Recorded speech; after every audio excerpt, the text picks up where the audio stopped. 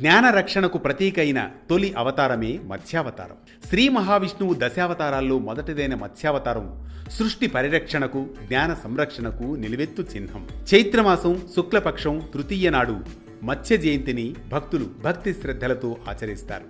అలా ఈరోజు మార్చి 21వ తేదీ శనివారం మత్స్య జయంతి.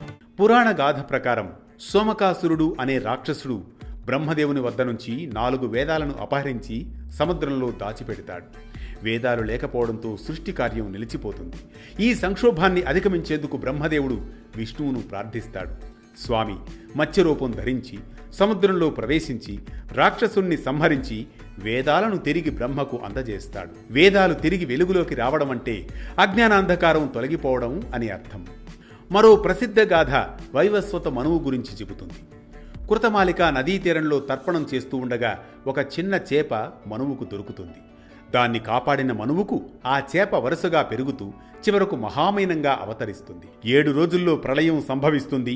సప్తర్షులతో కూడిన నావలో వేదాలు, బీజాలు, జీవరాశులను కాపాడి నా కొమ్ముకు కట్టండి అని ఉపదేశిస్తాడు శ్రీ మహావిష్ణువు చేప రూపంలో. మనువు ఆ ఆజ్ఞను అనుసరించి ప్రళయాన్ని దాటాడు. ఇది జీవన రక్షణ, ధర్మ రక్షణ, జ్ఞాన రక్షణకు ప్రతీక.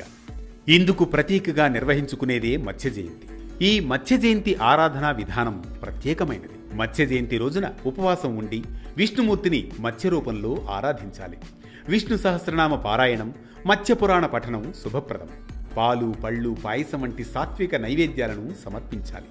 సాయంత్రం దీపారాధన చేసి ఓం నమో భగవతే వాసుదేవాయ మంత్రాన్ని జపిస్తే మనస్సు ప్రశాంతమవుతుంది. ఈరోజు జలదానం, అన్నదానం చేయడం మహాఫలప్రదం.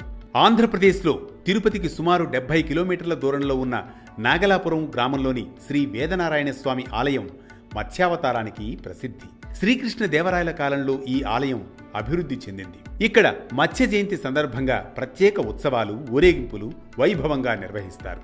మత్స్య జయంతి ఆచరణ వల్ల జాతక దోషాలు తొలగిపోతాయని, విష్ణు అనుగ్రహం లభిస్తుందని విశ్వాసం.